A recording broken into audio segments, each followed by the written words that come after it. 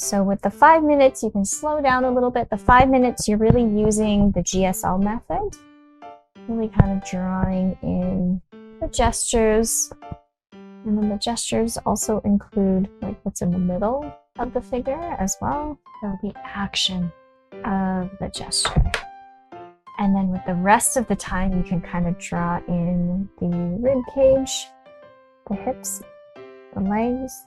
And then you'll notice her shoulder blades make her rib cage a lot bigger. You want to draw those shoulder blades in, they're just like nacho chip shapes.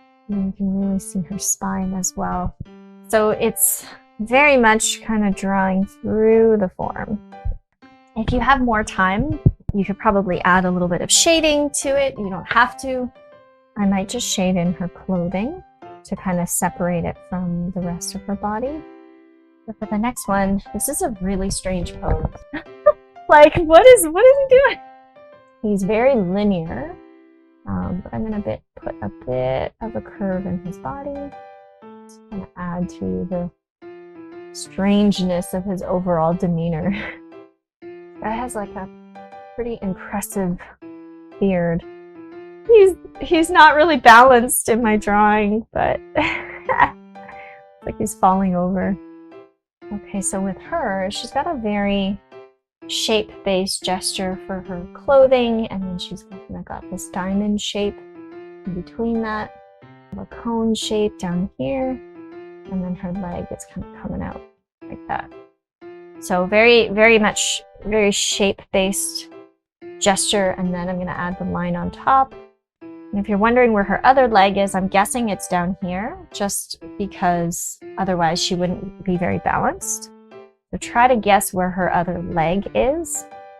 Now, the fabric is going to be fun to draw because you can like just do a bunch of loose lines around your gesture. Very hard for me to draw a face using this, but we'll try. She's got quite a complicated outfit on, so I'm just going to kind of scribble on what I see. You know, only draw it if it helps tell the story.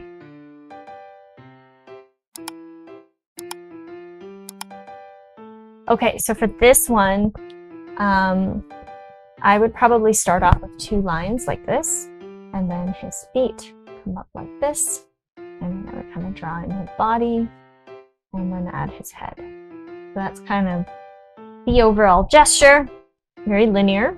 Then let's add on to the mask. So now, like, he's got a lot of bumps on his arms and legs.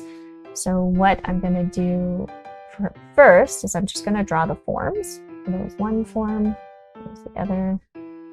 After I draw the forms, I can draw the bumps on top. So same thing with the arms. Let's draw the cylinders. It's very hard for me to control my lines with this oil pastel because it's just so thick. I'm doing my best. I'm going to do some pretty bad drawings too, but you know what? It's okay. Just try to have fun.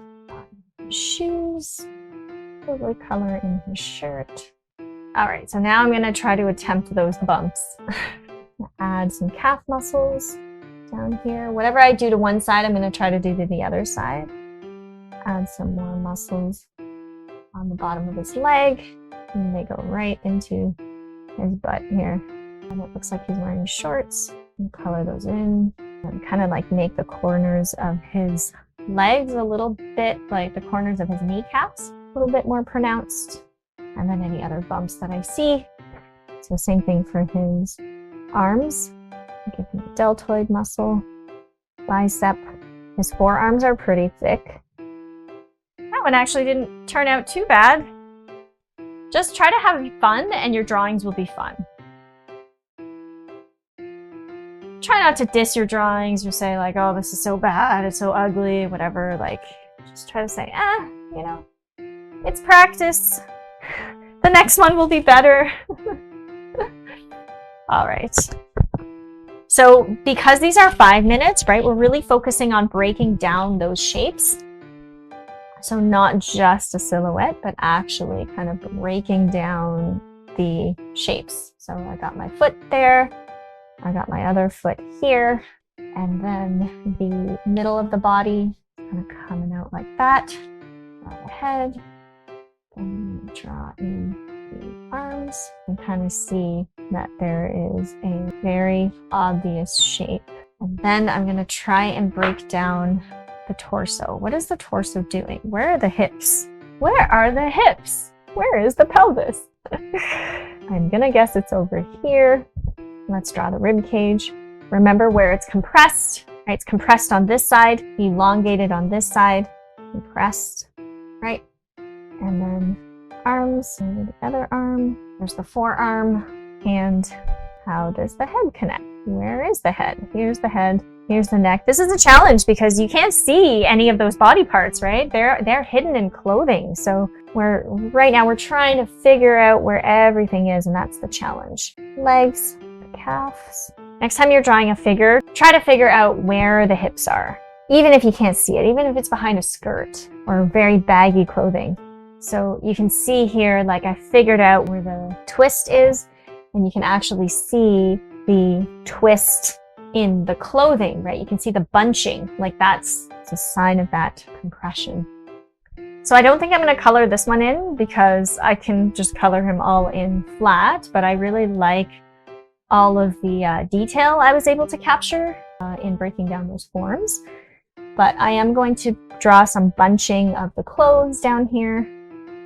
Also some bunching of the sleeves. So if you want to draw, the folds of the clothing, they will make sense with the direction of the form. I added that shadow because I think it helps with the story. If you'd like to support the channel and the creation of free arts education, become a member on Patreon for behind-the-scenes perks and online classes at Wing Canvas. Ooh, this is a good one. So, for this one, I should probably start with the ball, and then the action. I'm going to draw the arms as like a curved line. You always want to exaggerate the action more than what you see, or as much as you can. I love these like super jumpy action shots. Okay, so you notice I put in the gesture for the legs as well and the feet. Okay, I think I'm going to draw some context here. I think I want to put in the basketball net just because I think it helps with the story. Okay, so for the actual torso, you can see it really well here, right? You can see that rib cage. And you can see those hips. Those hips are tilting forward. So you can actually see the bottom of the hips. You can see the tilt in the back and the spine there. You can also see the shoulder blades. You can kind of draw them in as triangles or like nacho shapes if you want. So for his hair, I'm going to give it lots of texture. So I like how he's wearing shorts. And I like how the shorts have a pattern on them, so I think I'm going to draw that pattern. Keep that story going, Now his foot, and then the cylinder of this leg. So of that leg coming out. Make sure I get the knees in the right place. This one's a little bit challenging as well, so take your time. I think I messed up his shoulder, but oh well. Some foliage here. Gonna help tell the story. So this will be the last one. Last 5-minute pose. So this one is also a very linear gesture, right? Very linear because he's going this one, he's moving forward. And then if you wanted to keep it balanced, I know a few of my figures were kind of looking not so balanced. I'm going to draw a line all the way down. So he kind of fits in the sail shape here. Just trying to map out all of my shapes and my lines. It started off very linear and then now it's very shape-based. There's his arm, other arm, his face. It's up there. Okay, so there's my gesture. Now I'm going to start to find where are his hips? Where is his torso? His torso is probably back here. It should be two times the size of his head. His hips are probably here. Draw that underwear shape. And because his torso is off to the side, it may not be as obvious. And then draw in his first, there's his first leg. And there is his other leg. And then start to put in the cylinders. What we're really doing is we are being detectives, right? We're gonna find out where his body is behind all of those baggy clothes. So once I figured out his body, then I can add some accessories. So he's got like an instrument here. I don't know what that is, like a lute or something. So, and then he's got like a tube of, I'm guessing, arrows. Looks like he's taking out an arrow out of that tube, ready to put it on his bow.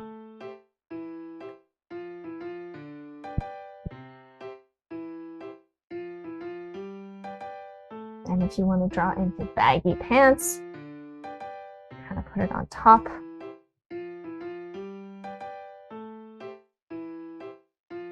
And just because I have some extra time, I'm just going to draw in some of the landscape.